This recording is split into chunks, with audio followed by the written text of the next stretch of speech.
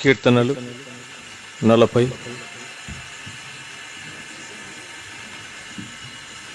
5వ వచనం అందరం కలిసి చదువుకుందామా?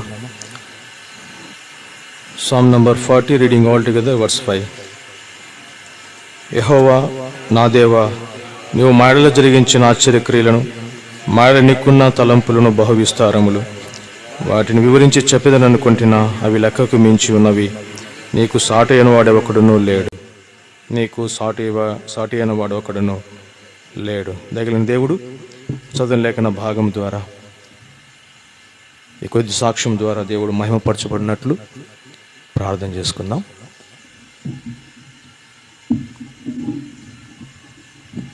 ప్రేమ కలిగిన పరలోకముందున మా తండ్రి యేసుక్రీస్తు వారి పరిశుద్ధమైన ఘనమైన ఉన్నతమైన నమ్మకమైన నామమున మరొకసారి సాయంకాలం వేళలో మీ మందిర ఆవరణములు మీ వాక్యము చుట్టూ మీ ప్రజలముగా ఈ ప్రాంతంలో కూడి వచ్చే గొప్ప భాగ్యము మీరు మాకు అనుగ్రహిస్తూ వచ్చినందుకు మీ వందనములు. మహాగణుడువు, మహోన్నతుడువు, పరిశుద్ధుడువు, నిన్న నేడు నిరంతరం ఏకరీతుకున్న దేవుడువు, రాజులకు రాజు, ప్రభువులకు ప్రభువు. మీ వంటి దేవుడు ఎవరు లేరు. వెలుపలలో మీకు సాటి అయిన వాడు ఎవరు లేరు. మీ దైవత్వాన్ని బట్టి మిమ్మల్ని స్తుతించుకుని ఆడు గణపరిచి నమస్కరించి ఆరాధిస్తుంటున్నాం. ఈ ప్రాంతాన్ని మీరు ప్రేమించినారు. మా పూర్వీకులు ఎంతగానో ప్రయాసపడ్డారు. వీధి వీధి స్వార్థ ప్రకటించబడుతూ వచ్చింది. ఇల్లు పరిశుద్ధాత్మదేవ మీరు దర్శించినారు. అనేక ఆత్మలను మీరు సమకూర్చి రక్షించి మీ మందిరముగా, చిన్న స్వాస్థ్యముగా, చిన్న మందగా, జీవుల దేవుని సంఘముగా మీరు ఏర్పాటు చేసుకున్నందుకు మీ వందనములు. మా ప్రియ సోదరుడు మీ దాసుడు అభిషేకమంకులను బట్టి మీ వందనములు. ఆయనకి ఇచ్చిన రక్షణను బట్టి, నమ్మకమైన సేవ పిలుపును బట్టి మీ వందనములు. ఆయన ద్వారా హెబ్రోను సంఘం ద్వారా జరిగిస్తూ వచ్చిన పూర్వపు పరిచర్యను బట్టి మిమ్మల్ని స్తుతిస్తూ ఉంటున్నాం. మీ దాసుడు ఈ దినాలలో అనారోగ్యంలో ఉంటున్నాడు. ముట్టి స్వస్థపరచాలి.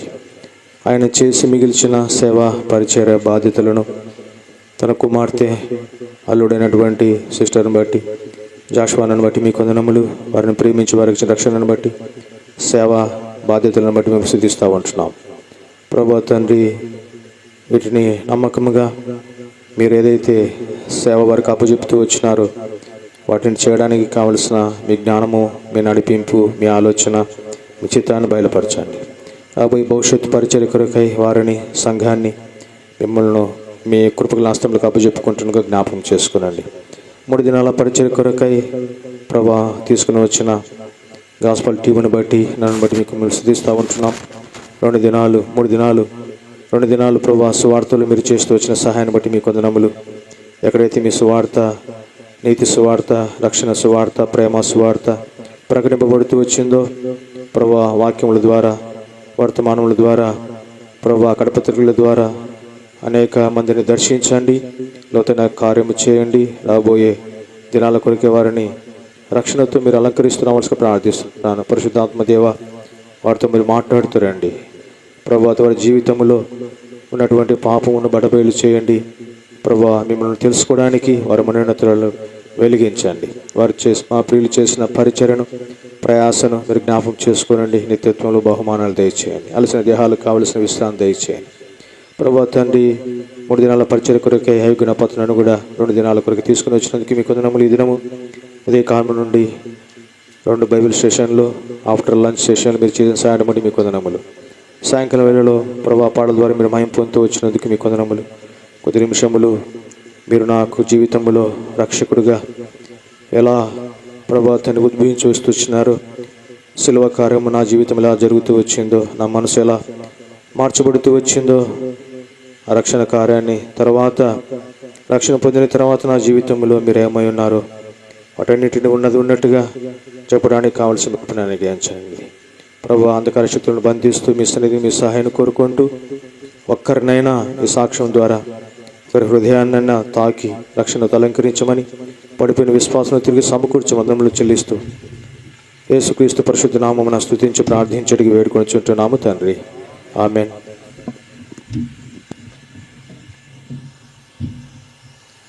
ప్రియమైన వారులారా, నా పేరు ఫ్రాన్సిస్.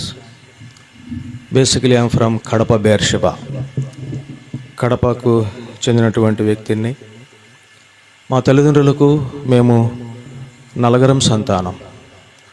నాకన్నా ముందు ముగ్గురు నాకు అక్కగారు ఉన్నారు. మా నాన్న రైల్వేలో ఉద్యోగం చేస్తూ ఆయా ప్రాంతాలకు ట్రాన్స్ఫర్ రీత్యా వెళుతూ ఉన్నాడు. మొట్టమొదటిగా మా తల్లిదండ్రులకు ముగ్గురు ఆడ సంతానము కలిగారు. తర్వాత మగ సంతానం కావాలని వారు ఆశపడ్డారట. కానీ ముగ్గురు ఆడ సంతానం కలిగిన తర్వాత ఇంకా వద్దు పిల్లలు, ముగ్గురితోనే ఒకరు ఉద్యోగం చేసుకుంటూ పోషించడం చాలా కష్టతరమైనది కాబట్టి ముగ్గురు సంతానము చాలు, ఇంకా మగ సంతానము కావాలని ఆశపడ్డాము కానీ దేవుడు ఎందుకు ఇవ్వలేదు, చాలు అనుకున్నారట. బేసికల్గా మాది సిఎస్ఐ బ్యాక్గ్రౌండ్. ఆ కారణాన్ని బట్టి భక్తి అన్నది ఉంది, దానిలోని శక్తి ఎరగినటువంటి క్రైస్తవ నామకార్థ క్రైస్తవ జీవితంలో మా తల్లిదండ్రులు ఉంటూ వచ్చినారు. తర్వాత ముగ్గురు ఆడ సంతానం కలిగిన తర్వాత పిల్లలు లేకుండా ఆపరేషన్ చేయించాలని కర్నూలు గవర్నమెంట్ హాస్పిటల్కు మా నాన్న మా అమ్మ ఇద్దరు వెళ్ళారట. అప్పుడు మా అమ్మకు ఆపరేషన్ చేయాలి, ఫ్యామిలీ ప్లానింగ్ అని మా నాన్న మా అమ్మని తీసుకొని వెళ్ళినప్పుడు అక్కడ ఉన్న డాక్టర్స్ మా అమ్మను పరీక్షించి చాలా వీక్గా ఉంది అమ్మ, ముందుగానే చాలా వీక్గా ఉంటుంది మా అమ్మ, ముగ్గురు సంతానము కాబట్టి మీకు సంతానం వద్దు అనుకుంటున్నారు కాబట్టి అయ్యా నీ భార్యకు ఇప్పుడు ఆపరేషన్ చేయడము అది మంచిది కాదు, బ్లడ్ చాలా తక్కువ ఉంది, ఆమె రికవరీ కావాలంటే చాలా టైం పడుతుంది కాబట్టి నీకు వేసక్టమీ ఆపరేషన్ చేస్తాం, కాబట్టి భార్యకు కానీ భర్తకు కానీ పిల్లలు లేకోకుండా ఆపరేషను చేయడం సహజం, కాబట్టి మీ భార్యకు ఆరోగ్యం సరిగా లేదు కాబట్టి నీకు ఆపరేషన్ చేస్తామని మా నాన్నగారికి వేసక్టమీ ఆపరేషన్, పిల్లలు లేకోకుండా ఆపరేషన్ చేసి పంపించేశారు. రోజులు, వారాలు, నెలలు, సంవత్సరం అయిపోయింది. 1.5 సంవత్సరం తర్వాత మళ్ళా మా అమ్మ గర్భం దాల్చింది. అదేంటి, నా భర్త పిల్లలు లేకోకుండా ఆపరేషన్ చేయించుకున్నాడు కదా, ఇప్పుడు నాకు మళ్ళా గర్భం రావడం ఏంటి, లోకులు కాకులు ఎక్కుస్తారని మా అమ్మ మా నాన్నని తీసుకొని ఆ విషయం చెప్పి ఏ హాస్పిటల్ అయితే మా నాన్నకు ఆపరేషన్ చేశారో ఆ కర్నూలు మెడికల్ హాస్పిటల్కి తీసుకొని వెళ్ళారు. వెళ్ళిన తర్వాత అయ్యా ఇదిగో పలానా రోజు నా భర్తకు ఆపరేషన్ జరిగింది, పిల్లలు లేకోకుండా వేసక్టమీ, ఇప్పుడు నాకు మళ్ళా గర్భం వచ్చిందని డాక్టర్స్ చెప్పారు, దీనికి కారణం ఏంటి అని అన్నప్పుడు అప్పుడు సిస్టమ్స్ లేవు, కంప్యూటర్స్ లేవు కదా, అంత రికార్డ్, మాన్యువల్ రికార్డ్, ఆ రికార్డు పలానా రోజు పలానా సంవత్సరము దాదాపు 1.5 సంవత్సరం క్రితం ఆపరేషన్ చేసిన లిస్టు చూస్తే మా నాన్న పేరు ఉంది అక్కడ, సమయం ఉంది, తేదీ ఉంది, ఆపరేషన్ చేసిన డాక్టర్ కూడా ఉన్నాడు. ఆపరేషన్ చేసిన డాక్టరు అప్పుడే MBBS అయిపోయి ప్రాక్టికల్గా మా నాన్నను అప్పచెప్పారంట అతనికి. అతను ఫస్ట్ ఆపరేషన్ ఒక నరం కట్ చేయాల్సింది ఇంకొక నరం కట్ చేసేసాడట. ఆ కారణాన పిల్లలు మళ్ళీ కలిగారు, మా అమ్మకు గర్భం వచ్చింది. మా తల్లిదండ్రులు ఇంకా పిల్లలు వద్దనుకున్నారు కానీ తిరిగి దేవుడు కరుణించినాడు. ఆ కారణాన యా భాగ్యుడు మా తల్లి గర్భములో మాంసపు ముద్దగా తయారవుతూ వచ్చినాడు. మనుషులు వద్దనుకున్నారు కానీ దేవుని అనాది కాల సంకల్పమేమో నేను ఈ భూమి మీద మానవునిగా జన్మించడము జరుగుతూ వచ్చింది. అల్లారు ముద్దుగా తర్వాత మా నాన్నకు 2వ ఆపరేషన్ కూడా చేశారు తిరిగి. తర్వాత ఇంకా పిల్లలు కలగలేదు. ఆ కారణాన లేక నేను పుట్టిన వద్దనుకున్నారు కానీ తిరిగి ఎందుకో నేను పుట్టానని నన్ను అల్లారు ముద్దుగా మా తల్లిదండ్రులు అయితేనేమి, నాకు ముందు జన్మించిన మా అక్కవారు నన్ను ఎంతగానో అల్లారు ముద్దుగా పెంచుకుంటూ వచ్చినారు. ఆ క్రమంలో నేను కూడా, మా నాన్న మిలిటరీలో పనిచేశాడు. ఆ దినాలలో బ్రిటిష్ వాళ్ళ దగ్గర మా నాన్నగారు 5 మంది అన్నదమ్ములు, వారు మంచి చదువులు చదువుకున్నారు. ఆ కారణాన్ని బట్టి బ్రిటిష్లో వెళ్ళి ఆర్మీలోకి వెళ్ళి అక్కడ మంచి ఉద్యోగం చేసిన తర్వాత తిరిగి వచ్చిన తర్వాత మా నాన్నకు రైల్వేలో ఉద్యోగం ఇచ్చారు. ఆ కారణాన్ని బట్టి చాలా డిసిప్లిన్గా ఉండేవాళ్ళం. నలగరం చాలా స్ట్రిక్ట్గా ఉండేది. ప్రతిరోజు ఉదయం ఫ్యామిలీ ప్రేయర్ ఉండేది కాదు కానీ సాయంకాలం ప్రతిరోజు ఫ్యామిలీ ప్రేయర్ ఉండేది. మా నాన్న ఇంకా వస్తాడు ఆఫీసు నుండి అని మేము ఎరిగినప్పుడు ఎవరి రూమ్లో వారు క్వార్టర్స్లో ఉండేవాళ్ళం. చాలా డిసిప్లిన్గా పెంచుతూ వచ్చినాడు. ఆ విధంగా మా తల్లి మా తండ్రి క్రమంలో మేము పెరుగుతూ వచ్చినాం. అది నామకార్థ క్రైస్తవ జీవితంలోని భక్తి వైరాగ్యం అనుకుని అట్లనే ఉంటూ వచ్చినాం. తర్వాత నేను 10th క్లాస్ వరకు ఒకే స్కూల్లో చదివినాను, గవర్నమెంట్ జెడ్పీహెచ్ఎస్ స్కూల్లో. అక్కడ మంచి మార్కులతో పాస్ అయ్యాను. పాస్ అయిపోయిన తర్వాత నేను ఇంకేం చదవాలి, రక్షణ లేదు, ఏం లేదు కదా, ఇంకేం చదవాలి. అప్పట్లోనే మా నాన్నగారు 5 మందిలో ఒక అక్క ఉండేది, అంటే మాకు మేనత్త. ఆమె భగత్ సింగ్ గారి గురించి ఆ దినాలలో తెలుసుకొని 1955-60 ఆ మధ్యలో తెలుసుకొని ఆమె సిఎస్ఐ బ్యాక్గ్రౌండ్ నుండి ఆమె మొట్టమొదటిగా మా వంశంలో రక్షణ పొందింది. తర్వాత తన కుటుంబానంతా రక్షణలోనికి తీసుకొని వచ్చింది. ఒకే ఊరిలో ఒకే ప్రాంతంలో మేము ఉండేవారం. ఆ కారణాన్ని బట్టి మా ఇంటికి వచ్చి దేవుని సువార్త ప్రకటిస్తూ జమలమడుగు ఆ ప్రాంతంలో భగత్ సింగ్ గారు వచ్చినప్పుడు మమ్మల్ని తీసుకొని వెళ్ళేది. అట్లా మారు మనసు పాపక్షమాపణ అన్నది మేము ఎరుగుదుము ఆమె ద్వారా. కానీ మా పాలు మేము ఒప్పుకునే పరిస్థితులు లేము. మొట్టమొదటిగా మా కుటుంబంలో మా 2వ అక్క రక్షణ పొందింది, తర్వాత మా అమ్మ రక్షణ పొందింది, తర్వాత మా నాన్న రక్షణ పొందినాడు, తర్వాత నేను రక్షణ పొందిన. ఈ విధంగా అంచెలంచెలుగా మా కుటుంబాన్ని అంతా దేవుడు రక్షణలోనికి తీసుకుని వచ్చినాడు. నా 10th క్లాస్ అయిపోయిన తర్వాత ఇంకప్పుడు నేను రక్షణ పొందలేదు. నా పరిస్థితి ఏంటి, నేను ఎక్కడికి ఏం చదవాలా అన్నది మాకే అంత గైడెన్స్ ఉండేది కాదు. సరే అని ఇంటర్మీడియట్ చదవడానికి అప్పుడు మా నాన్నకు అనంతపూర్ ట్రాన్స్ఫర్ అయిపోయింది రైల్వేలో. అక్కడ ఇంకా క్వార్టర్ అలాట్ కాలేదు.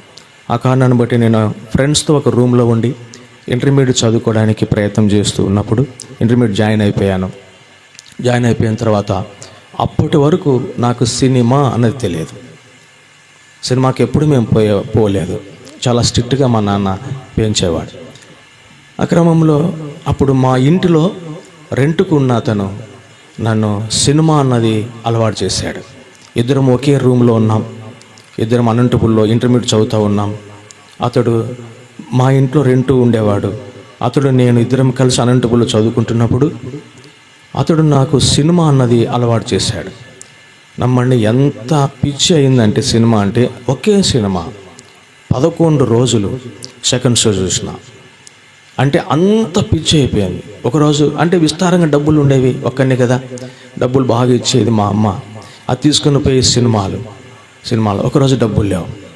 ఎంత పిచ్చి అంటే సినిమా మా వీధిలోనే మేము వింటున్న ఆ వీధిలోనే సినిమా హాల్ ఉండేది. 4 ఫ్లోర్స్ స్టేర్. అది 5th పైకి వెళ్ళేసి సెకండ్ షో నేను సినిమా ఆ యొక్క వాయిస్ సెకండ్ షోలో అంత బాగా వినిపించేది. ఆ యొక్క శబ్దాన్ని విని ఆ డైలాగులు విని నేను ఆనందించిన. అంటే అంత పిచ్చి పట్టిపోయింది సినిమాలంటే. తర్వాత మెల్లగా ప్యాకాట అలవాటు చేసేసినారు. రూమ్లో ఉన్నాం కదా, ప్యాకాట. నా యొక్క బుద్ధి జ్ఞానంతో అందరి డబ్బులు గుంజేవాడిని. అందరిని తీసుకొని హోటల్కి తీసుకొని వెళ్ళి ఏదో తినిపించి మిగిలిన డబ్బుతో వారు నేను కలిసి సినిమాకి వెళ్ళేవాళ్ళం. ఏది మిగిల్చుకునేవాడిని కాదు. అట్లా విస్తారమైన ఎవరికి తెలియదు ఇది. నేను సినిమా చూడడం కానీ ప్యాక్ ఆడడం కానీ ఎవరికి తెలియదు. రోజులు గడుస్తూ ఉన్నాయి. అది సెప్టెంబర్ 17వ తారీఖు 1988వ సంవత్సరం. అనంతపూర్లో నేను కాలేజీకి వెళ్ళకోకుండా రామచంద్ర నగర్, ఇప్పుడు జహోవా షామా మందిరం ఉంది అక్కడ ఒక సినిమా హాల్ ఉంది, రామచంద్ర సినిమా హాల్ అని, రామచంద్ర నగర్లో. ఆ సినిమా నేను కాలేజీకి వెళ్ళకోకుండా మార్నింగ్ షో నేను వెళ్ళి కూర్చున్నాను. ఒక ½ an hour అయిపోయింది.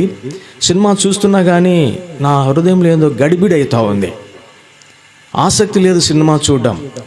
లోపట ఒక స్వరం లాంటిది, ఒక ఒత్తిడి, ఒక ప్రెజర్ నన్ను తోస్తూ ఉంది. నువ్వు ఇక్కడ కూర్చోవద్దు, గెట్ అప్ ఫ్రమ్ హియర్, నువ్వు ఇక్కడ లెగు అని లోపట ఏందో గడిబిడి. ఎవరో నన్ను ఎత్తుతున్నట్టుగా, బయటికి దొబ్బుతున్నట్టుగా నాకు తెలుస్తూ ఉంది. కానీ ఎవరు లేరు. అందరూ సినిమాలు చూసుకుంటూ నవ్వుకుంటూ ఉన్నారు. నేను ఇంకా ఆ పరిస్థితిని తట్టుకోలేక మధ్యలో ఒక 40 మినిట్స్ తర్వాత మధ్యలో బయటకు వచ్చేసినాను. బయటకు వచ్చేసి నాకు అప్పుడు సైకిల్ ఉండేది. 10th క్లాస్లో మంచి మార్కులు వచ్చినప్పుడు హర్క్యులస్ సైకిల్ అని మా నాన్న తీపిచ్చాడు. అది అనంతపురికి తీసుకొని వచ్చినాడు ఆయన. అది ఇచ్చాడు. ఆ సైకిల్లో నేను సినిమాకి పోయినా. ఆ సైకిల్ తీసుకొని వస్తూ ఉన్నా. గడిబిడి ఉంది లోపట. సినిమా చూడుకోకుండా ఎందుకు నేను బయటకు వచ్చినా అని అనుకుంటున్నా. కానీ సరే అని సైకిల్ దొక్కుకుంటూ వచ్చిన. రామచంద్ర నగర్లో గేట్ ఉంటుంది, రైల్వే గేటు. ఆ రైల్వే గేటు దగ్గర గేటు పడింది. ట్రైన్ వస్తూ ఉంది. ట్రైన్ వస్తుంది కూడా గేటు పడింది. గేటు పక్కన ఒక చిన్న దారి ఉంటుంది. ఆ దారి గుండా కొంతమంది అటు ఇటు చూసి ట్రైన్ దూరం ఉంది కదని నడుచుకుంటూ దాటుకుని వెళ్ళిపోయేవారు. నేను కూడా చూసిన ట్రైన్ చాలా దూరంగా వస్తుంది, నేను కూడా వెళ్ళిపోవచ్చు కదా అని చెప్పి ఆ సైకిల్ను పట్టుకొని వెళ్తూ ఉంటే అది కర్వ్ ఉంది.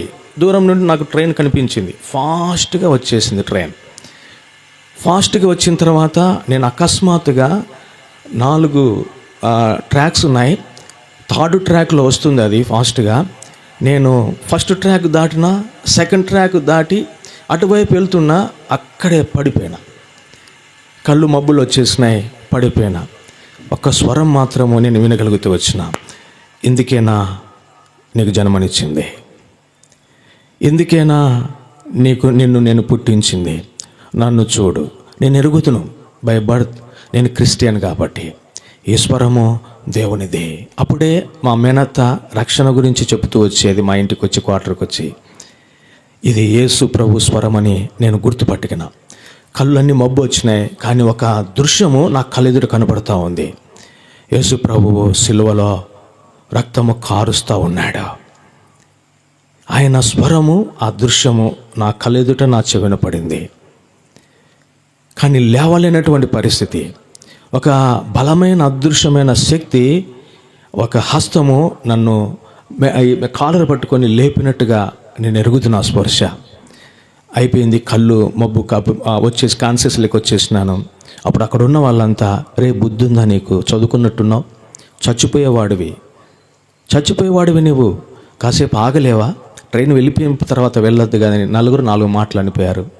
నేను సైకిల్ తీసుకొని రూమ్కి వెళ్ళిపోయా. అప్పుడు స్నేహితులు ప్యాకాట గురించి చూస్తూ ఉన్నారు. వచ్చినారా ఏడు, కూర్చో అన్నారు.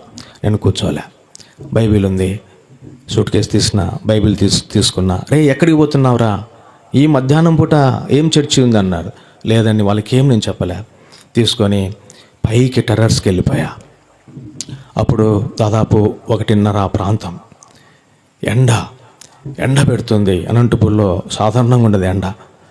అటువంటి ఎండలో పైన ఒక్కడిని మోకాళ్ళ మీదుగా బైబిల్ తీసుకొని, బైబిల్ చదువులే కానీ బైబిల్ పట్టుకున్న, మోకాళ్ళ మీదకి వచ్చిన, ఏడుస్తూ ఉన్నా. అప్పుడు నా పాపాలన్నీ దేవుడు చూపిస్తూ ఉన్నాడు. ఎటువంటి పరిస్థితుల్లో బ్రతికినానంటే, డబ్బుల గురించి, సినిమాల గురించి, ఈ ప్యాకాట గురించి. మా నాన్న మా అమ్మకు డబ్బులంతా ఇచ్చేవాడు, జీతం అంతా ఇచ్చేవాడు. ఆమె జాగ్రత్తగా ప్రార్థన చేసి జాగ్రత్తగా ఖర్చు పెట్టేది. మా అమ్మకు తెలియకోకుండా ఆ డబ్బు కొంచెం నేను దొంగతనం చేసి తీసుకొని వచ్చేవాడిని. అటువంటి నా యవ్వన జీవితాన్ని భయంకరంగా నేను పాడు చేసుకుంటూ వచ్చిన. తర్వాత మా 2వ రక్షణ పొంది, మా అమ్మ రక్షణ పొందిన తర్వాత మెల్లిగా ఆదివారం నన్ను తీసుకుని పోయి సండే స్కూల్లో యూత్ మీటింగ్స్లో కూర్చోబెట్టేవారు. అటువంటి పరిస్థితులు, దేవుడు ఏంటి, రక్షణ ఏంటి అనేది నేను ఎరుగుదును, కానీ రక్షణ లేకోకుండా ఉంటూ వచ్చిన. ఆ రోజు మధ్యాహ్నము దేవుడు నాతో మాట్లాడి నాకు చూపించిన ప్రతి పాపాన్ని ఒప్పుకుంటూ వచ్చిన. గంటల తరబడి ఏడుస్తూ ఉన్నా. కన్నీరంతా షర్టు మీదంతా పడుతూ ఉంది. షర్ట్ అంతా తడిసిపోయింది. ఏడ్చి కన్నీరు కార్చిన నా గుండెలో ఉన్న బరువు అంతా తేలికైపోయింది. అక్కడే 1 గంట కిందికి వెళ్తే వారు ఏమన్నా అనుకుంటారని ఇవన్నీ ఆరిపోయేంత వరకు అక్కడే ఉండి నెమ్మది హృదయంతో నేను వచ్చేసిన తర్వాత అప్పుడు మాకు తిరుపతి జయరాజ్ అన్న అక్కడ సీనియర్గా ఉండేవాడు, జయహోష్ శ్యామల్ అనంతపూర్లో, విక్టర్ డేవిడ్ అన్న, బందరు ఇమ్మానుయేల్, అప్పుడు ఇంకా పెళ్ళి కాలేదు. అక్కడ వారికి వచ్చి చెప్పినప్పుడు వారు ప్రార్థన చేసుకో, బాప్తిసం తీసుకోవడానికి సిద్ధంగా ఉన్నా అన్నాడు. అప్పుడు సెల్ ఫోన్లు లేవు. ఒక లెటర్ తీసుకొని ఎల్డర్స్కి నేను లెటర్ రాసిన, అంకుల్ ఇది పరిస్థితి అంటే.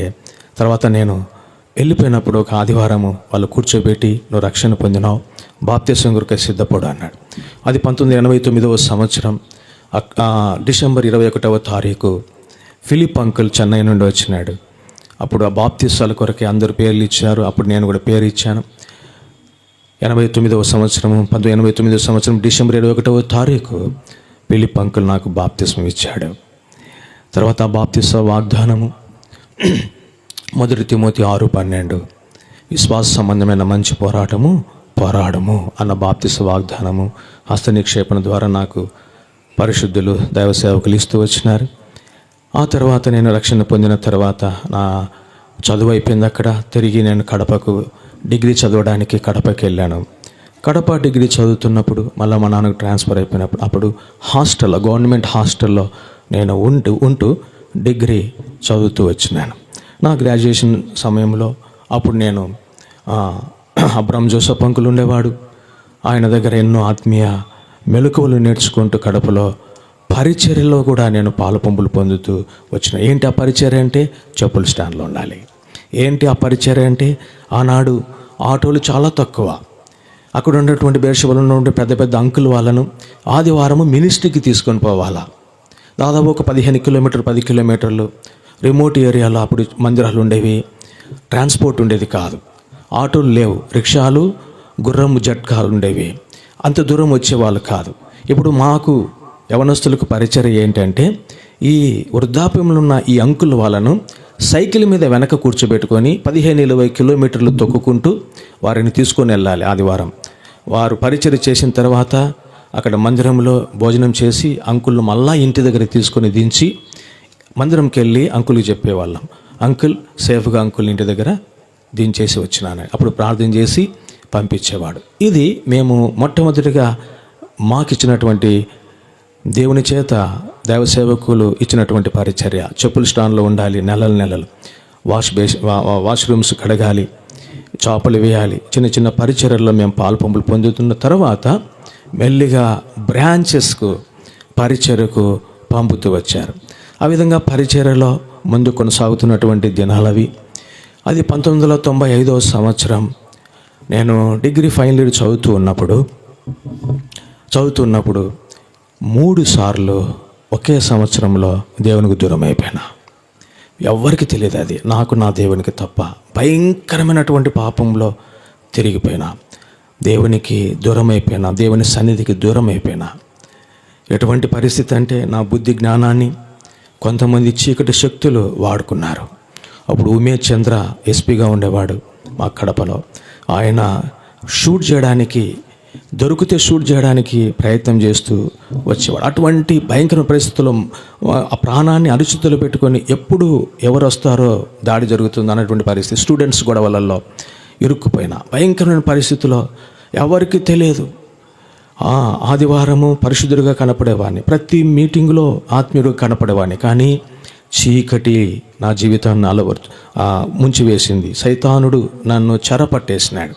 వాని చేతిలో కీలుబొమ్మ అయిపోయినా. ఎక్కడికి వెళ్ళామంటే అక్కడికి. భయంకరమైన పరిస్థితిలో ఏడ్చేవాడిని, ప్రభా నేనేంది ఇక్కడున్నా, నేను ఎక్కడ ఉండాలి, ఈ శక్తులు నన్ను విడిపించు, ఇక్కడ నుండి నన్ను విడిపించు. అప్పుడు తిరిగి కర్నూలు అరవిందం అంకుల్ దగ్గరికి నన్ను దేవుడు తీసుకుని 2 సంవత్సరాలు అక్కడ నేను కోచింగ్ తీసుకుంటూ అక్కడ నేను ఆత్మీయంగా ఇంకా బలపడుతూ అక్కడ నా పాపాలన్నీ ఒప్పుకున్నా. దేవుడు వారి దగ్గర నుండి నన్ను విడిపించినాడు. 1997 సంవత్సరము ఉద్యోగరీత్యా నేను హైదరాబాద్కి వచ్చిన. ప్రైవేటు ఉద్యోగం చేసుకుంటూ నేను ఉంటున్నప్పుడు 1998 సంవత్సరంలో నాకు రక్షణ పొందిన అమ్మాయితో వివాహమైంది. 2000 సంవత్సరం వరకు మేము హెబ్రోనుకు నేను భార్య వచ్చేవారం ప్రైవేట్ ఉద్యోగం చేసుకుంటూ. తర్వాత 2000 సంవత్సరంలో దేవుడు మా దాంపత్య జీవితంలో జ్ఞాపకం చేసుకొని బాబును మాకు సంతానంగా అనుగ్రహిస్తూ వచ్చినాడు. పేరు జాన్ రాబర్ట్. తర్వాత అదే సంవత్సరం బాబు పుట్టిన 3 నెలలకు నాకు గవర్నమెంట్లో ఉద్యోగం వచ్చింది. గవర్నమెంట్ ఉద్యోగం వచ్చిన తర్వాత నేను బిహెచ్ఎల్కి వెళ్ళిపోయాం. నేను నా భార్య చిన్న పిల్లని తీసుకొని అక్కడ క్వార్టర్స్లో ఉంటూ అక్కడ పాలాభిషేకం అంకుల్, రాజకుమార్ ఆంటీ, బిహెచ్ఎల్ బేతేస్తాలో ఆంధ్రస్ అంకుల్ వారి ఆధ్వర్యంలో ఎన్నో విస్తారమైనటువంటి సేవ పరిచర్యలో కొనసాగుతున్నటువంటి ఆత్మీయంగా ముందు కొనసాగుతున్నటువంటి సంతోషకరమైనటువంటి దినాల సంవత్సరాలు అవి. దాదాపు 8 సంవత్సరాలు మేము అక్కడ ఆత్మీయంగా ఆ దైవసేవకుని కనుసైగల్లో ఎన్నో పాఠాలు నేర్చుకుంటూ వచ్చినాం. తిరిగి దేవుడు మమ్మల్ని జ్ఞాపకం చేసుకుని 2006 సంవత్సరంలో తిరిగి మాకు పాపను అనుగ్రహిస్తూ వచ్చినాడు. పేరు షారోన్ రోస్లిన్. అప్పుడు పాప 3 నెలల ప్రాయంలో మా కుటుంబంలో మేము అనుకున్నటువంటి ఊహించినటువంటి పరిణామం. మంచిగా ఉద్యోగం చేసుకుంటూ భార్య పిల్లలతో సంతోషంగా ఆత్మీయ సహవాసంలో పరిచర్యలో మేము వృద్ధి పొందుతూ ఉన్నాం. అటువంటి పరిస్థితిలో నాకు ఉన్నట్టుండి స్పైనల్కి ఇన్ఫెక్షన్ వచ్చేసింది, వెన్నెముకకి ఇన్ఫెక్షన్ వచ్చింది. ఎందుకు వచ్చింది? ఎంతోమంది డాక్టర్ల దగ్గరికి వెళ్ళాం, ఎన్నో ఎంఆర్ఐ సిటీస్ ఎన్నో చేశారు. ఏమీ లేదు. తల పిల్లో లేకుండా పడుకో, చాపేసుకుని కింద పడుకో, ఏమేమో చెప్పారు, ట్యాబ్లెట్స్ అన్నీ ఇచ్చారు. లేదు. తిరిగి చివరిగా Apollo hospital, Jubilee hills Apollo హాస్పిటల్కి వెళ్ళాం. వారు పరీక్షించి 3 ఆపరేషన్లు చేయాలన్నారు. పైన ఒకటి, మెడ దగ్గర ఒకటి, మధ్యలో ఒకటి, కింద నడుము దగ్గర ఒకటి, 3 ఆపరేషన్లు చేయాలి. అబ్బాయికి వెన్నెముక డిస్టర్బ్ అయింది, ఇన్ఫెక్షన్ వచ్చింది, L5 L4 బోన్స్కి ఇన్ఫెక్షన్ వచ్చింది. దాన్ని మేము తీసేయాలి, వెన్నెముక ఆపరేషన్ చేయాలి. డబ్బులు తీసుకోనండి, మా దగ్గర లేవు. మా నాన్న అన్నాడు, మాకున్నది ఒక్క కొడుకే, మా ఆస్తులన్నీ, నేను సంపాదించిన ఆస్తులన్నీ అమ్మి తీసుకొని వస్తా, మా కుమారుని బ్రతికించండి. వాళ్ళు అన్నారు, ఆపరేషన్ చేస్తాం, కానీ వెన్నెముకకు ఆపరేషను 99% సక్సెస్ కావు, 1% సక్సెస్ అవుతుంది. ఆ 1%లో ఈ అబ్బాయి ఉంటే సేఫ్.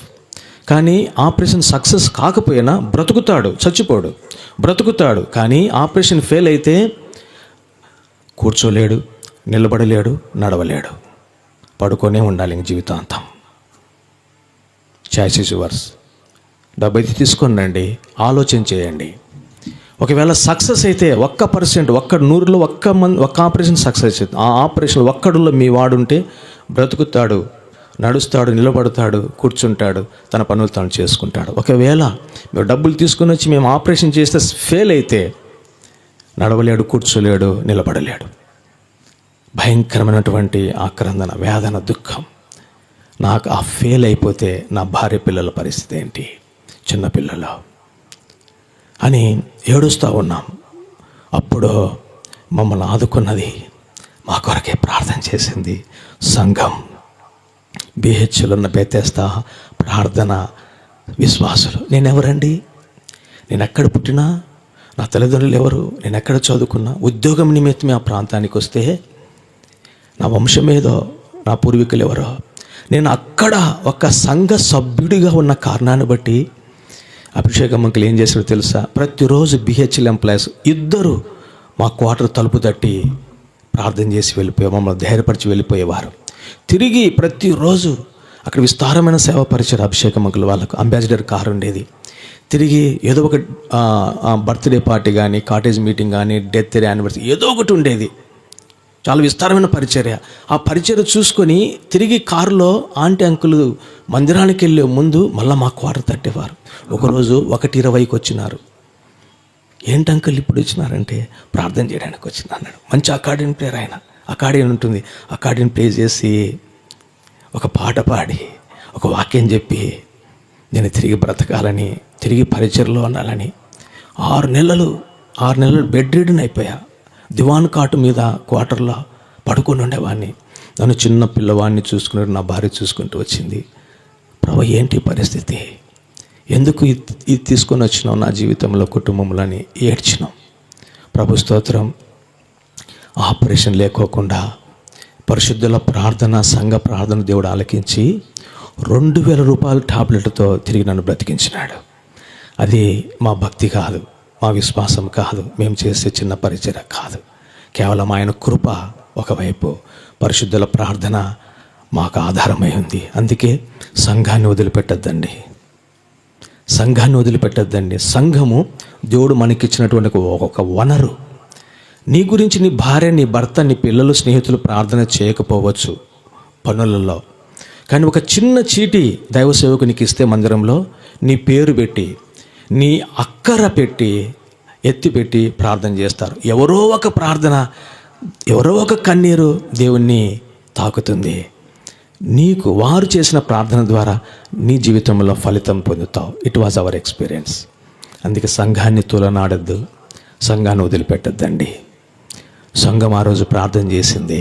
తిరిగి నేను లేవగలిగిన, నిలబడగలిగిన, కూర్చోగలిగిన, పరిగెత్తగలిగిన. పోతా ఉన్న మళ్ళా ఉద్యోగానికి పోతూ భార్య పిల్లలను చూసుకుంటూ, ఒకవైపు పరిచర్య చూసుకుంటూ విస్తారంగా సంతోషంగా వెళ్ళిపోతూ ఉన్నాం. అటువంటి పరిస్థితిలో నేను MBA ఫైనాన్స్ చదువుకున్నా. ఆ కారణాన్ని బట్టి ఒక ప్రైవేట్ ఆర్గనైజేషన్లో నాకు ఆఫర్ వచ్చింది, ఒక పెద్ద ఆర్గనైజేషన్. అప్పుడు నన్ను 1997 సంవత్సరం కూడా వాళ్ళే నన్ను తీసుకొని వచ్చినారు హైదరాబాద్కు. వాళ్ళ ఆఫీసులో తిరిగి నన్ను మళ్ళీ వాళ్ళు ఆఫర్ ఇస్తే తిరిగి నేను ఆఫీస్లో ఆ ఆఫర్ నేను తీసుకొని ఆఫీసులో జాయిన్ కావడానికి ఈ గవర్నమెంట్ ఉద్యోగం వదిలిపెట్టేసి తిరిగి నేను BHL నుండి హైదరాబాద్లో ఆనందనగర్ కాలనీలో ఉండేది అప్పుడు ఖైరతాబాద్లో ఆఫీసు. అక్కడికి వచ్చి బంజారా హిల్స్లో ఒక ఆఫీస్ ఉండేది. అక్కడికి వచ్చి నేను వెళ్ళిపోతా ఉన్నా. ఒకరోజు ఇంటికి వచ్చినాను. ఇంటికి వచ్చిన తర్వాత తిరిగి నాకు ఫోన్ వచ్చింది, మీరు అర్జెంటుగా ఆఫీస్కి రావాలని. ఆ పని నేనే చేయగలుగుతా, ఫైనాన్స్, అకౌంట్స్. నేను వెళ్ళి ఆ పని చూసుకున్న తర్వాత అప్పుడే 11 అయింది.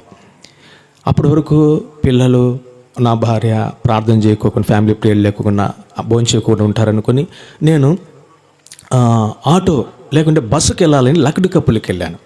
ఆటో తీసుకొని లకిడికప్పులకి వెళ్ళి అక్కడ నుండి బస్సుకు నేను BHLకి వెళ్ళాలని ఉంటే బస్సు ఎంతసేపు చూసినా రాలేదు ఆ టైంలో. తిరిగి నేను మా ఆఫీస్ బాయ్కి ఫోన్ చేశా, ఏదైనా వెహికల్ ఉందా నేను వెళ్ళిపోవాలంటే. ఉంది సార్ రండి అన్నాడు. సరే అని వెహికల్ పల్సర్ 150 ఆ వెహికల్ ఇచ్చారు. నేను అది తీసుకొని ఫాస్ట్గా, నేను పల్సర్ కాదు, ఈ హీరో హోండా ఆ వెహికల్ తీసుకొని నేను వెళ్తా ఉండగా రైతు బజార్, ఎర్రగడ్డ రైతు బజార్ దగ్గర బ్రాడ్ వే అది రోడ్డు. అప్పుడు ఇంకా సెకండ్ షో సినిమా వదలలేదు, చాలా ఖాళీగా ఉంది. నేను ఫాస్ట్గా ఇంటికి బైక్లో వెళ్తా ఉన్నా. నా పక్కన ఒక మెట్రోడోర్ వెళ్తూ ఉంది. మేమిద్దరమే వెళ్తూ ఉన్నాం, 2 వాహనాలు. నేను వెళ్తుండగా ఎర్రగడ్డ రైతు బజారు దగ్గర ఒక సినిమా హాల్, 2 సినిమా హాళ్ళు ఉంటాయి. ఆ పక్కన నుండి ఆ లోపల ఒక గల్లీ సందులో నుండి 2 కుక్కలు చేజ్ చేసుకుంటూ రోడ్డు మీదకి వచ్చేసినాయి కొట్లాడుకుంటూ. అది వచ్చేటప్పటికి నా పక్కన ఉన్న మెట్రోడోర్ స్లో అయిపోయింది. నేను వాటిని గమనించలే. మెట్రోడోర్ ఉంది, నేను ఇట్లా ఉన్నా. ఆ మెట్రోడోర్ గమనించింది, స్లో అయింది. ఆ కుక్కలు 2 నా వెహికల్కి ముందు వచ్చేసినాయి. సడన్ బ్రేక్ వేసిన, డిస్క్ బ్రేక్ వేసేసిన, పైకి ఎగిరి కింద పడిపోయినా. ఇటువైపు పడింటే ఆ యొక్క వెహికల్ నన్ను ఎక్కిపోయేది, లేకుంటే వెనక వస్తున్న వెహికల్ ఎక్కిపోయేది. ఇటువైపు పడింటే ఆ డివైడర్కు కొట్టుకునేవాడిని. ఇటువైపుకు డివైడర్కు పక్కన ఎగిరిపడ్డా. డివైడర్కు నా తల కొట్టుకోలేదు. ఎగిరి పడినప్పుడు తల కింద పడిపోయింది, బ్లడ్ అంతా వచ్చేసింది ముక్కులో నుండి, నోట్లో నుండి. ఈ కాలర్ బోన్ డిస్లోకేట్ అయ్యి కిందికి జారిపోయింది, లెఫ్ట్ కాలర్ బోన్. చనిపోయినారు అనుకున్న, రక్త పండుగలో ఉన్నానట. అప్పుడే సినిమా హాల్ వదిలితే అరటి పండ్లు అమ్ముకోవాలని ఒక వ్యక్తి ఉన్నాడు. అతను తీసుకొని వచ్చి చనిపోయాడు అనుకున్నారు. 108కి ఫోన్ చేశారు. అంబులెన్స్ వచ్చి నన్ను కాళ్ళు చేతుల్లో, తెలియదు కదా, కాళ్ళు చేతులు ఇట్లా ఎత్తినప్పుడు ఈ డిస్లోకేట్ అయింది కదా, భయంకరమైన పెయిన్ వచ్చింది. అన్కాన్షియస్లో ఉన్న నేను కాన్షియస్లోకి వచ్చాను నొప్పికి. అమ్మా అన్న. అప్పుడు ఆ వ్యక్తి గడ్డం పెట్టుకున్న ముస్లిం వ్యక్తి జిందా హే అన్నాడు, బ్రతికున్నాడు అన్నాడు. తిరిగి అన్కాన్షియస్లోకి వెళ్ళిపోయా. Image hospital. 2 రోజుల తర్వాత కళ్ళు తెరిచి చూస్తే ఇమేజ్ హాస్పిటల్లో ఉన్నా. చనిపోయినారు అనుకున్నారు అందరూ. తీసుకుని వచ్చి అక్కడ ఫస్ట్ ఎయిడ్ చేశారు, తిరిగి బ్రతికిన. అప్పుడు కూడా బెతెస్దా ప్రార్థన మందిరం BHL వాళ్ళు నా గురించి ప్రార్థన చేసినారు. అయిపోయింది. ఇంకా అంకులు ఒప్పుకోలేదు, అభిషేకం అంకుల్ లేదు, మీరు ఇక్కడ నుండి షిఫ్ట్ కావాలి, చాలా దూరం, ఈ అబ్బాయి రావడం వెళ్ళిపోవడం చాలా దూరం, కాబట్టి మీరు వెళ్ళిపోండి అంటే నా భార్య ససేమిర వద్దనింది. మేము వెళ్ళాం అంకల్, వెళ్ళాం, మిమ్మల్ని ఈ సహవాసాన్ని వదిలిపెట్టి మేము వెళ్ళాం. నా భర్త ఈరోజు బ్రతికి ఉన్నాడంటే 2 సార్లు భయంకరమైనటువంటి అపాయం నుండి నా భర్త సజీవుడిగా బ్రతికి ఉన్నాడంటే దానికి కారణం సంఘం. అంకల్, మిమ్మల్ని వదిలిపెట్టి మేము వెళ్ళాం, మాకు ఇక్కడే ఉంటాం. నేను కూడా అన్నా, లేదు అంకుల్ నేను ఇక్కడే ఉంటాను. మమ్మల్ని ఓదార్చిన, లేదు మందిరాలు చాలా ఉన్నాయి, మన సహవాసం, మీరు వెళ్ళాల్సిందే అని ఆయన బలవంతన మమ్మల్ని కన్విన్స్ చేశాడు. కన్విన్స్ చేసిన తర్వాత మా ఆఫీస్కి దగ్గర ఆనందనగర్ కాలనీలోనే ఒక అపార్ట్మెంట్లో 2 BHK ఫ్లాట్ దొరికింది. దొరికిన తర్వాత బిహెచ్ఎల్ క్వార్టర్లో ఉన్న మా సామాన్లు ఆ రోజు మోసింది ఎవరు తెలుసా? లోడింగ్ అన్లోడ్ సంఘంలోని యవనస్తులు, 10-15 మంది యవనస్తులు 2 పెద్ద మ్యాటడోర్లో ఆ సామాన్లన్నీ ఇక్కడ మోసి తీసుకుని వచ్చి అక్కడ ఆ అపార్ట్మెంట్లో పెట్టేసి మేము ప్రార్థన చేసి మేము పెట్టిన విందును ఆరగించి వాళ్ళు వెళ్ళిపోయినారు. రోజులు, వారాల నెలలు అక్కడ రెహబోతు సోమాజిగూడ 6 నెలలు పోయినాం. ప్రతి నెల నిమ్స్ హాస్పిటల్కి వచ్చేవారు. అభిషేకం అంకుల్ ఆంటీ చెక్కింగ్ గురించి వచ్చేటప్పుడు తప్పకుండా మా ఇంటికి వచ్చి ప్రార్థన చేసి వెళ్ళిపోయేవారు. వెళ్ళిపోతూ వచ్చినప్పుడు తర్వాత సోమాజిగూడకి వెళ్తున్నాం అంకుల్ అంటే, అయ్యో సోమాజిగూడ మీకు చాలా దూరం అవుతుంది, శ్యామ్ నగర్ ఉంది మీకు దగ్గర అని మౌంట్ హెర్మన్ ప్రేయర్ హౌస్కి అటాచ్ చేశారు. అక్కడ ఉంటూ హెబ్రోన్ ద్వారా పరిచర్యకు పంపబడుతూ ఉంటున్నటువంటి దినాలు అవి. తర్వాత 2014 సంవత్సరం, అది ఆగస్టు 4వ తారీఖు, నా గుండెకు 2 ఆపరేషన్లు జరిగినాయి. ఒకటి బైపాస్, రెండోది ఓపెన్ హార్ట్ చేయాలని ఒక నిర్ధారణకు వచ్చినారు. జూలై 27వ తారీఖు నాకు ఉన్నట్టుండి మధ్యలో చెస్ట్లో బర్నింగ్ సెన్సేషన్తో పెయిన్ వచ్చింది. ఎందుకు అనుకున్నాను. తర్వాత 3 సార్లు ఒకే రోజు ఒకే గంటలో 3 సార్లు అట్లా వచ్చినప్పుడు మరుసటి రోజు నేను మా ఫ్యామిలీ డాక్టర్ దగ్గరికి వెళ్తే మెడ్నోవా హాస్పిటల్లో ఆయన చెప్పాడు, నేను చెప్పింది ఆయన విని ఈసీజీ 2DUకో చేద్దామన్నారు. ఈసీజీ తీయడానికి ఈసీజీ 2DUకో 2కు డబ్బు నేను కట్టడానికి రిసెప్షన్ దగ్గరికి వెళ్తే ఆమె అనింది కదా, సార్ మీరు ఇప్పుడు ఈసీజీ తీసుకోండి, 2DUకో తీయాలంటే హైదరాబాద్లో ఉన్న అపోలో ఎమర్జెన్సీ హాస్పిటల్ నుండి డాక్టర్ సునీల్ అని ఆయన వస్తాడు, 12 గంటలు అవుతుంది, అప్పుడు తీద్దాము, ఇప్పుడు ఈసీజీ తీద్దామనింది. సరే అని ఈసీజీకి డబ్బులు కట్టించుకుంది. ఈసీజీ తీయించుకున్నాం. ఈసీజీ తీయించుకున్న తర్వాత ఈసీజీ తీసిన అతను, సార్ కూర్చొని 10 నిమిషాలు మీకు రిపోర్ట్ ఇస్తా అన్నాడు. నేను అక్కడ కూర్చున్నాను. కూర్చున్న తర్వాత 10 నిమిషాలకు ఆయన ఈసీజీ తీసుకొని ఫ్రాన్సిస్ ఎవరు అని వచ్చాడు. కంగారు పడుతున్నాడు. నేనే అన్నా, ఇది తీసుకోండి డాక్టర్ దగ్గరికి వెళ్ళండి అన్నాడు.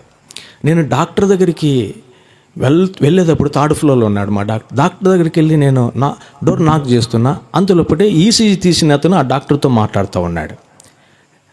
నేను డోరు తట్టి, సార్ రండి అన్నాడు. కూర్చోబెట్టాడు. అప్పటికి కింద ఆయన మాట్లాడుతున్నాడు. ఎలా ఉంది మీకు అన్నాడు. పర్లేదు సార్ అన్నా. ఇప్పుడు మీరు ఆఫీస్కి వెళ్ళాలన్న. అవును సార్, పర్మిషన్ పెట్టి వచ్చాను, నేను వెళ్ళాలి అన్న. మీరు ఈరోజు ఆఫీస్కి వెళ్ళొద్దండి, 2DUకు చేపిద్దామన్నాడు. ఏం sir, is there any problem అన్న.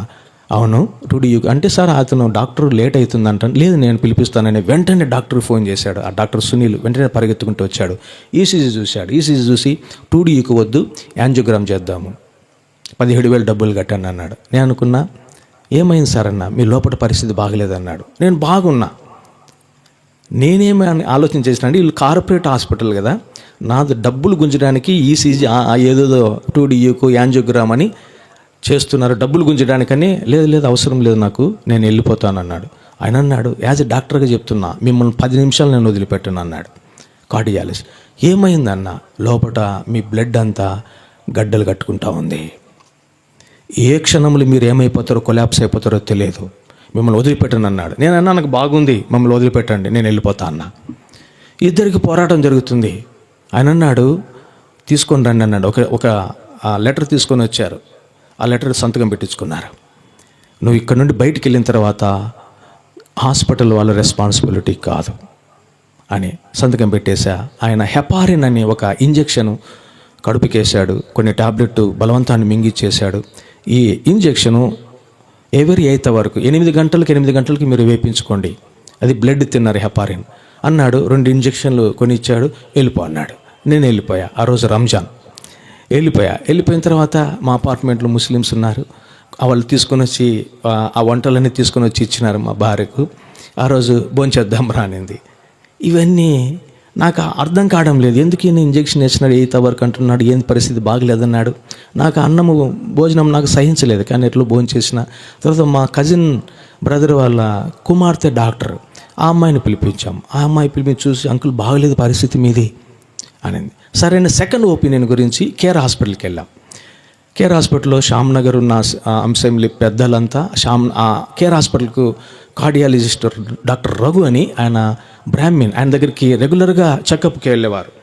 అక్కడికి పంపించినారు నన్ను. నేను వెళ్ళిన తర్వాత ఆ రఘు డాక్టర్ దగ్గరికి చెప్పాను, సో అండ్ సో వాళ్ళు పంపించారు, ఆ చర్చికి మేము వెళ్తామంటే ఇంకా ఆయన చూసినాడు, ఆయన ఈసీజీ చూసినాడు. ఈసీజీ చూసి వెంటనే ఇంకా డబ్బులు అడగలేదు, ఏం అడగలేదు, నన్ను తీసుకుని బలవంతాన్ని తీసుకుని పోయి యాంజియోగ్రామ్ చేసి 2DUకు చేశాడు. 2DUలో గో ఫర్ యాంజియోగ్రామ్ అని వచ్చేసింది. వెంటనే అపాయింట్ చేసేసి ఆ రోజు మధ్యాహ్నం 1:30కు యాంజియోగ్రామ్ చేశారు. యాంజియోగ్రామ్లో మేజర్ ప్రాబ్లం కనపడింది. ఏమంటే 2 రోజులు అయిపోయింది, గుండెకు రక్తం సరఫరా కావడం లేదు. గుండెకు రక్తం సరఫరా కాకపోతే లబ్ డబ్ దగ్గర గుండె ఆగిపోతుంది. దాన్ని మేము హార్ట్ ఫెయిల్ అంటాం. ఈ అబ్బాయి గుండె ఎందుకు ఆగిపోలేదు? బ్లడ్ ఉంది కానీ సర్క్యులేషన్ కావడం లేదు, ఉండలు కట్టుకుపోయింది. గుండె ఆగిపోకోకుండా ఏం సహాయం చేసిందని పూనా నుండి, ముంబై నుండి రీసెర్చర్స్ పిలిపించి నా లోపలికి చిన్న చిన్న కెమెరాలు పంపించినారు. మరి ఏం ఫైండ్ అవుట్ అయిందో మాకు చెప్పలేదు. 5 రోజులు అబ్జర్వేషన్ పెట్టారు. 2 ఆపరేషన్లు చేయాలన్నారు. పెద్ద ఆడిటోరియంలో కేర్ హాస్పిటల్లో మా చర్చి పెద్దలను, మా కుటుంబ సభ్యులను పిలిచి చూపించినారు. ఇది యాంజియోగ్రామ్ రిపోర్ట్ చూడండి, పెద్ద స్క్రీన్ మీద. నేను కూడా చూస్తూ ఉన్నా. ఇప్పుడు ఈ గుండె ఆగిపోవాలి, బ్లడ్ సర్క్యులేషన్ లేదు, గుండెకు సింగిల్ డ్రాప్ లేదు, ఆగిపోవాలా, ఎందుకు ఆగిపోలేదు ఇతనికి అని అందరి ముందర ఆయన డాక్టర్ రఘు అని కార్డియాక్ ఇప్పుడు కూడా ఉన్నాడు ఆయన, ప్రైజ్ ది లార్డ్ అంటాడు ఆయన, బ్రాహ్మిన్. నేను వెళ్తే ఆయన ఏమన్నాడంటే యువర్ గాడ్ ఈజ్ గ్రేట్ అయ్యా అన్నాడు. గాడ్ ఈజ్ గ్రేట్ అని ఆయన అందరి ముందర యువర్ గాడ్ ఈజ్ గ్రేట్ అయ్యా అన్నాడు. చనిపోవాలి నువ్వు 2 రోజుల క్రితమే, ఎందుకు బ్రతికున్నావు అన్నాడు. అని 2 ఆపరేషన్లు చేయాలి. ఒకటి బైపాస్, రెండవది open heart. Artificial heart pumping ఇస్తాం, ఒరిజినల్ హార్ట్ ఆఫ్ చేసేస్తాం. ఈ గుండెను మేము రిపేర్ చేసిన తర్వాత అది ఆఫ్ చేసి దీన్ని కనెక్ట్ చేయాలి. కనెక్ట్ డిస్కనెక్ట్ ఒక్కరే చేస్తారు. ఆయన డాక్టర్ రామసుబ్రహ్మణ్యం, ఆయన దగ్గరికి వెళ్ళిపోయాం, తీసుకుని వెళ్ళాడు. ఆయన ఆ నెలంతా బిజీ ఉన్నాడు. లేదన్నాడు టైం. రోజు 3 ఆపరేషన్ చేస్తున్నాడు ఆయన, లేదు టైం అన్నాడు. బ్రతిమలాడినాం. నా భార్య ఏడ్చింది. ఆయన డాక్టర్ రఘు కూడా, సార్ మేము ఎవరిని నమ్మం, నిన్నే నమ్ముతాం, నువ్వే చేయాలి, అబ్బాయికి క్రిటికల్గా ఉంది కండిషన్. అప్పుడు అన్నాడు, డైరీ చూసి ఆగస్టు 4వ తారీఖు ఉదయకాలం 4 గంటలకు వేరే వారికి ఉంది ఆపరేషన్.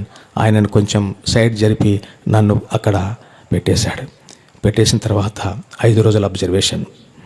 28 నేను అపాయింట్మెంట్ అయ్యా. 5 రోజులు ఆ అబ్జర్వేషన్లు పెట్టారు. కడుపుకు ఆహారం లేదు, శరీరానికి విశ్రాంతి లేదు, కంటికి నిద్ర లేదు. నేను పైన పడుకుని నా భార్య కింద పడుకుంటా ఉంది. పిల్లలు ఇంట్లో ఉన్నారు, మా అక్క వాళ్ళ, మా నాన్న వాళ్ళంతా వచ్చారు, చూసుకుంటూ ఉన్నారు. నిద్ర లేని రాత్రిళ్ళు దేవునితో కొట్లాట. ప్రభువా, నా చిన్నతనంలోనే, నా 15వ ఏటలోనే నన్ను రక్షించినావు కదా, నీ పరిచయ కొరకే పిలుచుకున్నావు కదా, ఏంటి పరిస్థితులు నా జీవితంలో నువ్వు అనుమతిస్తూ ఉన్నావు? నువ్వు నిజంగా దేవుడివేనా? నువ్వేనా నన్ను రక్షించింది? నువ్వేనా నీ సేవ కొరకే, పరిచయ కొరకే నన్ను పిలుచుకున్నది? ఇప్పుడు గుండెను ఓపెన్ చేయాలంటున్నాను, అప్పుడు ఆగిపోతే మేమేం చేయమంటున్నారు? డాక్టర్లు చేతులు ఎత్తేసినారు. నా భార్య పిల్లల పరిస్థితి ఏంటి? ఎందుకు ఈ విధంగా చేస్తా ఉన్నావు అన్నప్పుడు దేవుడు నాతో అంటాడు కదా, రే నువ్వు చచ్చిపోతావని ఇంతగా బాధపడుతున్నావు, ఏడుస్తున్నావే, నా నుండి నువ్వు దూరం అయిపోయినప్పుడు నిన్ను ఎంతగా ఏడ్చింటా అన్నాడు. నా గతాన్ని చూపించినాడు. నేను డిగ్రీ ఫైనల్ చదువుతున్నప్పుడు ఒకే సంవత్సరంలో 3 సార్లు దేవునికి దూరం అయిపోయినా, వేషధారణ జీవితం జీవిస్తూ, ఇదే బైబిల్ చేత పట్టుకొని వాక్యం చెబుతూ, ఇదే చేతులతో మారణదాయాలు తయారు చేసుకొని మారణదాయాలతో తిరుగుతూ వచ్చిన, భయంకరమైన పాపంలో పడి చెడి తిరిగిన. అప్పుడు నేను వెంటనే అన్నా, నువ్వు నన్ను క్షమించినావు కదా, తిరిగి నన్ను బాగు చేసి తిరిగి వాడుకుంటున్నావు కదా అన్నా. అప్పుడు అన్నాడు, రే క్షమించినా కానీ శిక్షించలేదన్నాడు. ఒక్కటే ₹1 మాట చెప్తా. పాపి గత్యంతరం లేకుండా పాపం చేస్తాడు. పాపి కాబట్టి పాపం చేస్తాడు. కానీ పరిశుద్ధుడు గత్యంతరం లేక కాదు, తెలిసి పాపం చేస్తాడు. పాపికి శిక్ష ప్రభువైన యేసు కలవరిశిలలో పొందినాడు, విడుదల వచ్చేసింది పాపికి శిక్ష. కానీ పరిశుద్ధుడు తెలిసి పాపం చేస్తే మరల యేసు ప్రభువు కాదు శిక్షించబడాల్సింది. ఎవరు శిక్షింపబడాలా? చేసిన పరిశుద్ధుడే శిక్ష. అప్పుడు అన్నాడు, నేను శిక్షిస్తున్నా అన్నాడు. నిన్ను 3 సార్లు దూరం అయిపోయినా, నిన్ను 3 సార్లు శిక్ష. ఒకసారి స్పైనల్ కార్డ్ గుర్తు చేశాడు. అవును ప్రభా, భరించలేకపోయినా. రెండవది పెద్ద యాక్సిడెంట్ వచ్చింది. అవును ప్రభా, అప్పుడు బ్రతికించిన. మూడవది this is the third and final punishment అన్నాడు. అప్పుడన్నా నీ హృదయానుసరైన దావీదే నీకు దూరం అయిపోయినప్పుడు వదిలిపెట్టలేదు నేనే పాఠాన్ని. నా ప్రార్థన బాగు చేయని నేను లేదు ఆ రోజు. ప్రభా, నా భార్యను లేపి ఒక తీర్మానం, ప్రభా ఆపరేషన్ ఫెయిల్ అయిపోతే నీ దగ్గర ఉండాలి నేను, నా భార్య పిల్లలు తీసుకో. ఒకవేళ ఆపరేషన్ సక్సెస్ అయి నన్ను బ్రతికించినావా, యెహోషువ చివరి మాటలు 24:15, నేను నా ఇంటి వారిను యెహోవాను సేవిస్తాం, నేను నా ఇంటి వారిని నిన్ను సేవిస్తాం. ఒకవేళ బ్రతికితే అయిపోయింది. సోమవారం, అది 2014 ఆగస్టు 4వ తారీఖు సోమవారం, 3వ తారీఖు ఆదివారం నాకు ఆపరేషన్ అని తెలిసిపోయింది. 100 మంది విశ్వాసులు సేవకులు వచ్చినారు. తెల్లని బట్టలు ధరించి ఆదివారం సాయంకాలం 5 నుండి 6 గంటల వరకు విజిటింగ్ అవర్స్ నలుమూల నుండి వచ్చినారు. తెల్లని బట్టలు వేసుకొని బైబిల్ బ్యాగులు తగిలించుకొని బైబిల్ సంకలు పెట్టుకుని వస్తుంటే అక్కడున్న సెక్యూరిటీ గార్డులు ఎక్కడికి వెళ్తున్నారు వీళ్ళందరూ ఇంత జనం వచ్చినారు. 6th ఫ్లోర్లో వివిఐపి ఉంటాడు. వివిఐపి పేషెంట్గా 6th ఫ్లోర్లో ఉంటాడు. కానీ వీళ్ళంతా 3వ ఫ్లోర్కి వెళ్తున్నారు. ఎవరున్నారు వివిఐపి అని 3వ ఫ్లోర్కి వచ్చాడు. అందరు ప్రార్థన చేస్తుంటే ఆ భాగ్యుడు అక్కడ పడుకొని ఉన్నాడు.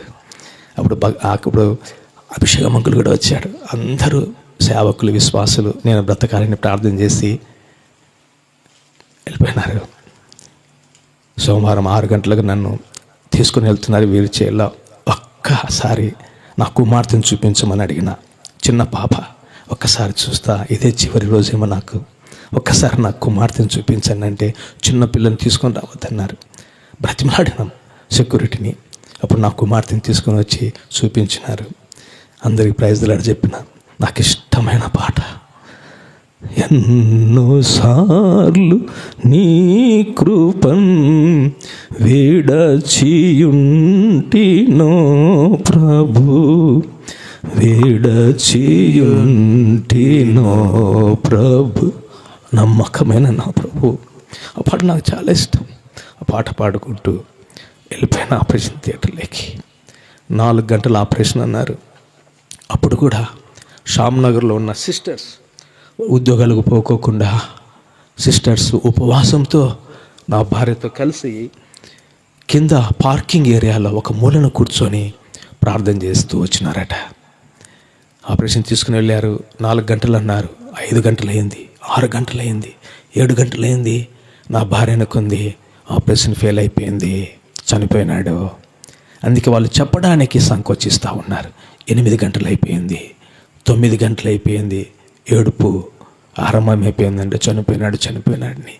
తర్వాత 9:30 గంటలు సుదీర్ఘంగా నాకు 2 ఆపరేషన్లు చేశారు. 10 గంటల తర్వాత security guard Francis patient attender ఎవరంటే, హియర్ అయ్యా, నువ్వేమవుతావు అమ్మ అంటే వాళ్ళ భార్యను రండి డాక్టర్ పిలుస్తూ ఉన్నాడు. నా భార్యను పిలిచి డాక్టర్ చెప్పాడు, ఆపరేషన్ చేసాం, 2 సక్సెస్ అయిపోయాయి. 7 రోజులు పెట్టుకున్నారు ఐసీయూలో, స్టెప్ డౌన్ ఐసీయూలో 7 రోజులు పెట్టుకున్నారు. 8 రోజులు డిశ్చార్జ్ చేస్తూ ఉన్నారు. 8 రోజులు డిశ్చార్జ్ చేసేటప్పుడు కేసీతో పాటు వాళ్ళని పిలిచి చెప్పిన ఒక మాట డాక్టర్లు, అమ్మ ఈ అబ్బాయి ఇప్పుడు ఆపరేషన్ సక్సెస్ అయి వెళ్ళిపోతున్నాడు, కొద్ది రోజులలో చనిపోతాడు, వెరీ ఫ్యూ డేస్, కొద్ది రోజులే బ్రతుకుతాడు అని చెప్పి పంపించినారు. ఆ రోజు ఆ మాట నాకు తెలియదు. ఆ నోట ఈ నోట, ఆ చెవిని ఈ చెవిని, నా చెవిని పడింది. ఏ రోజైనా వదిలిపెట్టాల్సింది లోకం, ముందు వెనక. ఆ రోజు డాక్టర్లు రోజులు అన్నాడు. రోజులు వారాలు అయిపోయినాయి, వారాలు నెలలు అయిపోయినాయి, నెలలు సంవత్సరాలు అయిపోయినాయి. దాదాపు 10 సంవత్సరంల సుదీర్ఘ ఈ ఆత్మీయ జీవన యాత్రలో దేవుడు ఇంకా నా గొంతులు ఊపురించి ఆయా ప్రాంతాలకు తీసుకుని వెళ్ళి తన నా మహిమ కొరకై చిన్న పరిచర్య చేపిస్తూ ఉన్నాడు. Kindly pray for us. ఏ రోజైనా పిల్లలు అంటారు, డాడీ నువ్వు ఇక్కడే ఉండి సేవ చేయొచ్చు కదా, ఇక్కడే ఉండి పరిచర్య చేయొచ్చు కదా, నువ్వు ఫ్లైట్లో వెళ్ళిపోయేటప్పుడు చనిపోతావేమో, ట్రైన్లో పడుకున్నప్పుడు చనిపోతావేమో అంటే నేను అంటాను, నేను ఇంట్లో ఉండి చనిపోయేదానికంటే ఆఫీసులో ఉద్యోగం నుండి చనిపోయేదానికంటే దేవుని పరిచర్యకు పోతూ వెళ్ళిపోవడం నా దేవుని దగ్గరికి అది గొప్ప భాగ్యమమ్మా అయ్యా అంటే మళ్ళా ప్రార్థన చేసి వెన్నుతట్టి నన్ను ధైర్యపరిచి పంపిస్తూ ఉన్నారు. నా కుమారుడు బీటెక్ అయిపోయిన తర్వాత GRE GMAT రాసి పై చదువుల కొరకే, ఉన్నత చదువుల కొరకే మాస్టర్ చేయడానికి అమెరికాకి వెళ్ళాడు. న్యూజెర్సీ ఆ ప్రాంతంలో ఉన్నాడు. మాస్టర్స్ అయిపోయింది, జాబ్ గురించి సర్చింగ్లో ఉన్నాడు. అక్కడ పరిస్థితులు బాగలేవు, ప్రార్థన చేయండి. తర్వాత నా కుమార్తె అమ్మాయి BBA చదవడానికి బెంగళూరుకి వెళ్ళింది. ఫస్ట్ ఇయర్ అయిపోయింది, సెకండ్ ఇయర్ సెమిస్టర్స్ రాస్తూ ఉంది. ప్రార్థన చేయండి. నా భార్య MSc BD చేసి ప్రైవేట్ స్కూల్లో సైన్స్ టీచర్గా పనిచేస్తుంది. నేను ఒక ప్రైవేట్ ఆర్గనైజేషన్లో అసిస్టెంట్ జనరల్ మేనేజర్గా నేను కూడా పనిచేస్తూ, ఇద్దరం భార్యాభర్తలము ప్రైవేట్ ఉద్యోగాలు చేస్తూ, దేవుడు మమ్మల్ని నమ్మి మాకిచ్చిన చిన్న పరిచర్య మా గొంతులు ఊపిరినంత వరకు నమ్మకంగా చేయాలన్న ఒక దృఢమైన నిశ్చయతతో, దృఢమైన సంకల్పముతో దేవుడు మాకు ఇచ్చిన ఆ విశ్వాసంతో ముందు కొనసాగుతూ ఉన్నాం. కాబట్టి బ్రతికిన రోజులు మేమంతా దేవునికి నమ్మకంగా బ్రతుకులాగున, నమ్మకమైన సేవ పరిచర్య చేయలాగున దేవుని కృప మాకు ఒకవైపు ఆధారంగా ఉంటుంది, పరిశుద్ధుల ప్రార్థన మాకు ఎంతగానో ఆధారం. కాబట్టి kindly pray for us, we need your prayer supports. ఈ విధంగా మేము ముందు కొనసాగుతున్నాం. నా కుమారుడు కుమార్తె ఇద్దరు రక్షణ పొంది, ఇద్దరు హెబ్రోన్లో యూత్ క్యాంపులో బాప్తిసం కూడా తీసుకున్నారు. దేవుని సహవాసంలో ఇద్దరు ఉన్నారు. దేవుని మందిర సహవాసంలో వారు అక్కడ ఉంటున్నారు. వారి దేశంలో ఏ ప్రాంతంలో ఉన్నా మాకంటే ఎక్కువగా భయభక్తులు కలిగి, మాకంటే ఎక్కువగా దేవుణ్ణి సేవించాలని మేము ప్రార్థన చేస్తున్నాం. మా పిల్లల భవిష్యత్తు గురించి వారు నమ్మకంగా దేవునికి పరిచర్య చేయడానికి ఒక యోసేపు వలె, ఒక దానియేలు వలె, ఒక మోషే వలె, ఒక ఎస్తేరు వలె, ఒక రూతు వలె మా పిల్లలు ఎక్కడ ఉన్నప్పటికీ దేవునికి నమ్మకంగా ఉండాలని మా ప్రార్థన, మా యొక్క తలంపులే ఉన్నాయి. దానికి దేవుడు తోడుగా ఉంటాడు. మీరు కూడా మా కుటుంబ పక్షాన ప్రార్థన చేయాలని మిమ్మల్ని బ్రతిమలాడుతూ ఈ కొద్ది సాక్ష్యాన్ని ముగిస్తూ ఉన్నా.